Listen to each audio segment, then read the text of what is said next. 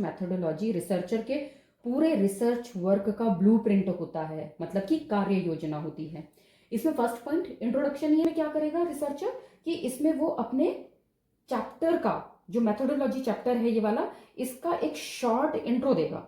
मतलब कि यहाँ वो बताएगा कि इस चैप्टर में कौन कौन से सेक्शंस को शामिल कर रहा है, उसका एक शॉर्ट इंट्रो यहाँ पे उसको देना चाहिए। Second point research approach. Research approach में रिसर्चर को ये बताना चाहिए कि उसका जो स्टडी है वो किस प्रकार के शोध दृष्टिकोण को फॉलो करेगा, मतलब कि उसका रिसर्च पर्सपेक्टिव क्या रहेगा। इसमें वो बता सकता है कि उसकी अप्रोच कैसी है, क्वांटिटेटिव अप्रोच है, क्वालिटेटिव अप्रोच है या मिक्स्ड मेथड अप्रोच है। ठीक है, तो रिसर्च अप्रोच पे एक मैंने पूरा वीडियो बना रखा है। यदि आपको नहीं पता कि रिसर्च अप्रोच कौन कौन सी होती है तो आप वहां पे डिटेल इसका पढ़ सकते हैं। तो उन्हीं अप्रोचेस में से एक अप्रोच आपके रिसर्च में काम आएगी, उसे रिसर्चर को यहाँ पे मेंशन करना होता है। नेक्स्ट है रिसर्च डिजाइन।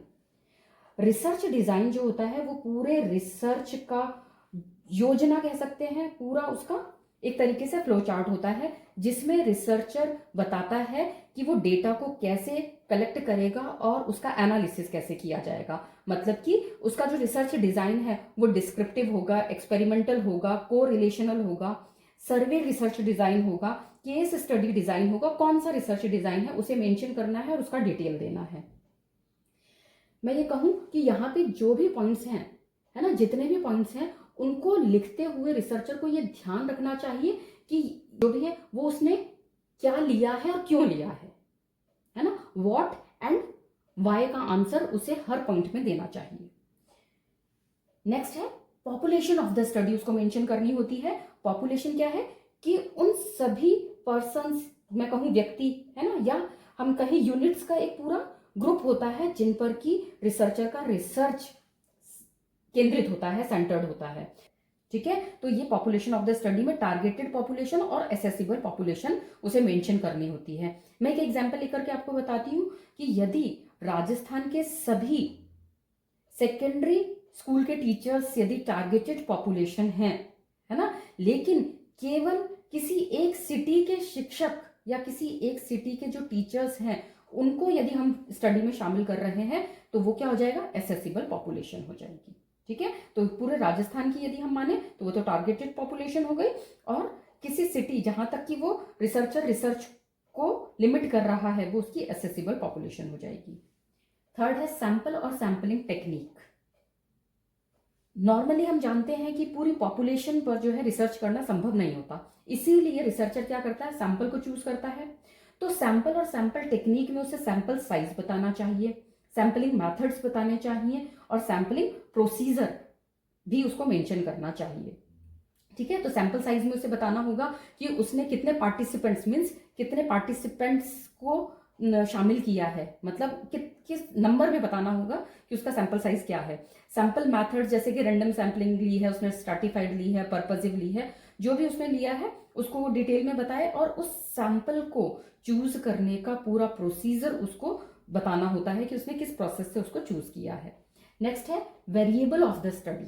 सिक्स्थ पॉइंट जो होगा वो उसको वेरिएबल बताने पड़ेंगे जो कि उसने अपने स्टडी में रखे हैं, है ना। इंडिपेंडेंट वेरिएबल होते हैं, डिपेंडेंट वेरिएबल होते हैं, कंट्रोल वेरिएबल्स होते हैं, तो उन सबको यहाँ पे उसे बताना होता है। ठीक है, जैसे कि इंडिपेंडेंट वेरिएबल कौन से होंगे, वो वेरिएबल जो कि दूसरे वेरिएबल्स को इफेक्ट डाल रहे हैं, प्रभावित कर रहे हैं। और डिपेंडेंट वेरिएबल जो इंडिपेंडेंट वेरिएबल से प्रभावित हो रहे हैं वो डिपेंडेंट वेरिएबल हो जाएंगे क्योंकि वो डिपेंड कर रहे हैं इंडिपेंडेंट पे। और कंट्रोल वेरिएबल, कंट्रोल मीन्स जो वो वेरिएबल्स होते हैं जिन्हें की कंट्रोल में रखा जाता है। कंट्रोल मीन्स रिसर्चर खुद उनको वेरिएबल्स को कंट्रोल करता है जिससे कि उसके रिजल्ट्स पे उन वेरिएबल्स का इफेक्ट ना पड़े जिनको कि वो देखना ही नहीं चाह रहा। ठीक है, next tools and instruments. Data collection के लिए रिसर्चर जिन टूल्स को यूज करता है उन टूल्स का पूरा डिस्क्रिप्शन उसको यहाँ पर देना पड़ता है, उनके ऑब्जेक्टिव बताने पड़ते हैं उस टूल के और उस टूल का पूरा इंट्रो उसको देना पड़ता है। सपोज कीजिए कि रिसर्चर ने क्वेश्चनर बनाया है तो उसका डिटेल होगा, कैसे बनाया उसने, या उसने स्टैंडर्डाइज्ड कोई टूल पहले बना हुआ है उसको यूज किया है तो उसकी भी डिटेल देनी पड़ती है। नेक्स्ट है validity and reliability of the tool.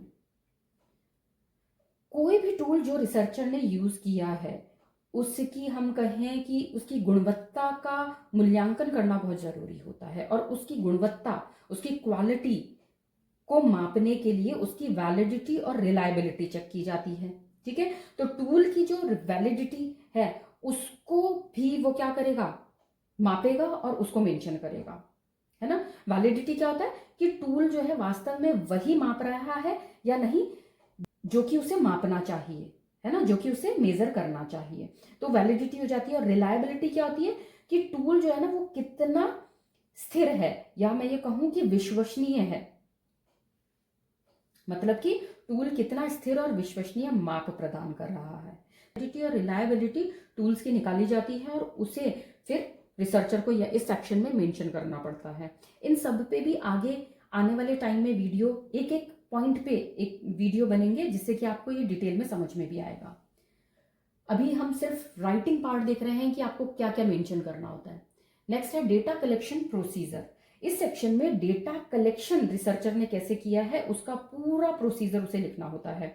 मतलब कि जैसे कि परमिशन प्रोसेस, है ना, जिस भी इंस्टीट्यूशन से या हम कहें स्कूल से या और भी किसी ऑफिस से, है ना, यदि उसको वहां रिसर्च करना है तो उसका उसने परमिशन लिया है, कैसे लिया है ना, वो सारा बताना होता है। एडमिनिस्ट्रेशन ऑफ द टूल बताना होता है कि पार्टिसिपेंट्स को उसने टूल कैसे उपलब्ध करवाया और उसका एडमिनिस्ट्रेशन कैसे किया। डेटा कलेक्शन स्टेप्स बताने पड़ते हैं और वो भी स्टेप बाय स्टेप उसने किस टाइप से उन स्टेप्स को फॉलो किया है उसका पूरा डिटेल यहाँ लिखना होता है। नेक्स्ट है data analysis techniques. Data collect करके उसका जो विश्लेषण किया जाएगा, उसका जो एनालिसिस किया जाएगा, वो कौन सी टेक्निक, कौन सी विधि से किया जाएगा उसका डिटेल उसको यहाँ पे देना पड़ता है। जैसे कि डिस्क्रिप्टिव स्टैटिस्टिक्स बताना होता है जिसमें कि डेटा का सामान्य विवरण दिया जाता है, for example mean, mode, median, standard deviations वगैरह निकालने होते हैं। फिर इन्फरेंशियल स्टैटिस्टिक्स निकालनी पड़ती है, मतलब कि हाइपोथेसिस टेस्टिंग करके उसके निष्कर्ष निकालने होते हैं। तो इसमें इन्फरेंशियल टेक्निक्स जो होती हैं उसमें टी टेस्ट हो गया, अनोवा हो गया, रिग्रेशन हो गया, कोरिलेशन हो गया, इनको यूज करना होता है ना।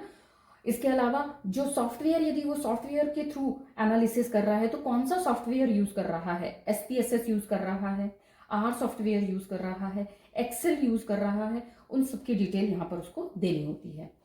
नेक्स्ट, इथिकल कंसिडरेशंस, बहुत ही इंपॉर्टेंट पार्ट होता है चैप्टर 3 का कि इथिकल कंसिडरेशन रिसर्चर को देनी पड़ती है कि रिसर्च करते समय उसने कौन से नैतिक सिद्धांतों का पालन किया है ना। इसमें हो सकता है जैसे कि इन्फॉर्म्ड कंसेंट होता है कि पार्टिसिपेंट्स को अपने रिसर्च की पूरी इंफॉर्मेशन देना और फिर उनसे उनका कंसर्न लेना, उनकी सहमति लेना कि वो इस टाइप का रिसर्च उन पर करना चाहते हैं, है ना। इसी तरीके से कॉन्फिडेंशियलिटी होती है कि पार्टिसिपेंट्स की जो भी इंफॉर्मेशन है उसको वो गोपनीय रखेगा।